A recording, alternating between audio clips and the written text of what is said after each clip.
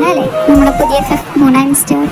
ഈ കാണുന്നതാണ് നമ്മുടെ ഫെലിക്സും സിദ്ധാർത്ഥും പഠിക്കാൻ പോകുന്ന പൈത്തൺ യൂണിവേഴ്സിറ്റി ലണ്ടൻ. അപ്പോൾ ഇവിടെ വെച്ച് നമ്മുടെ സ്റ്റോറി തുടങ്ങാണ്, ദി മൂൺ ആൻഡ് സ്റ്റാർ.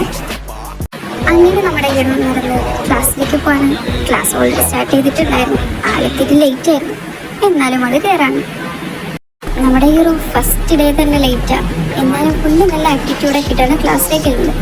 ക്ലാസ്സിലേക്ക് വന്നപ്പോൾ സാറാണ് ഓൾറെഡി ക്ലാസ് സ്റ്റാർട്ട് ചെയ്തും കഴിഞ്ഞിരുന്നു. Good morning, sir. May I come in? ആ ഒരു ചോദ്യം കേട്ട് ആ ക്ലാസ് മുഴുവൻ തിരിഞ്ഞു നോക്കി. Yes. Who are you?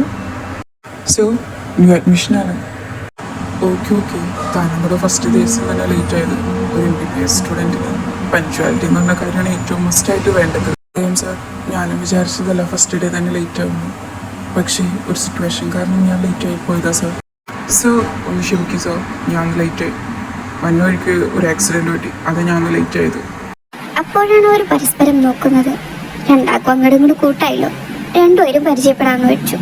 അപ്പോൾ നമ്മുടെ കഥാനായകന്മാരെ ഇവിടെ പരിചയപ്പെടുത്താനേ. ഇതാണ് നമ്മുടെ നായകൻ സിദ്ധാർത്ഥ്. ആളൊരു ഇൻട്രോവേർട്ടും ഭയങ്കര സൈലന്റ് ആയിട്ടുള്ള ഒരാളാണ്. പിന്നെ ആളുടെ വീട്ടിൽ അച്ഛനമ്മ, ചേച്ചി, ഒരനിയനും കൂടിയാണുള്ളത്. ആൾ ഡോക്ടറാവാൻ പഠിക്കാൻ വേണ്ടിയാണ് ഇന്ന് ലണ്ടനിലേക്ക് പോകുന്നത്. ഇതാണ് നമ്മുടെ അടുത്ത ഹീറോ ഫെലിക്സ്. പേര് പോലെ തന്നെ ആളും ഇച്ചിരി അടിപൊളിയൊക്കെയാണ്. അടിപൊളിയല്ല, ഇച്ചിരി പോക്കിരി കൂടിയാണ്. നമ്മുടെ ഫെലിക്സിന്റെ വീട്ടിലാണ് അച്ഛനും അമ്മയും 2 ഏട്ടന്മാരാണ് ഫെലിക്സിനുള്ളത്.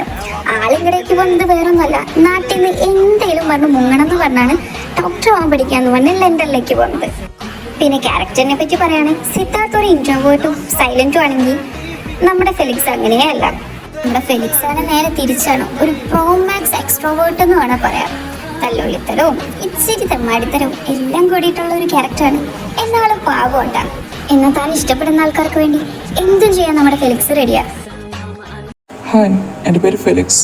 ന്യൂ സ്റ്റുഡൻ്റ് ആണ്. ഇന്നൊരൽപ്പം ലേറ്റ് ആയി, അതുകൊണ്ടാണ് നമുക്കിപ്പോൾ മിണ്ടാൻ പറ്റിയ. ഹലോ, എൻ്റെ പേര് സിദ്ധാർത്ഥ്. പരിചയപ്പെട്ടതിൽ സന്തോഷം.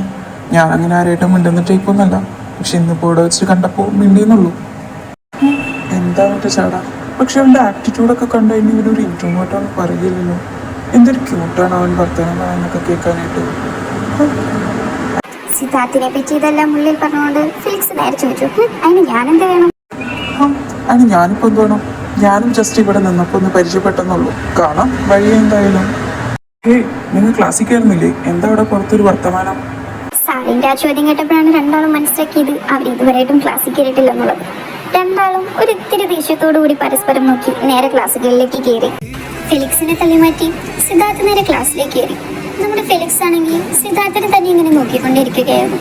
ഫെലിക്സിന്റെ ആ നോട്ടത്തിൽ തന്നെ എന്തോ ഉണ്ടെന്ന് നമുക്ക് മനസ്സിലാക്കാം. സിദ്ധാർത്ഥ് സ്വന്തം പ്ലേസിൽ പോയിരുന്ന് എല്ലാം ഒന്ന് സെറ്റാക്കി ഒന്നിരുന്നപ്പോൾ ആരോ തന്നെ നോക്കുന്നത് പോലെ തോന്നി.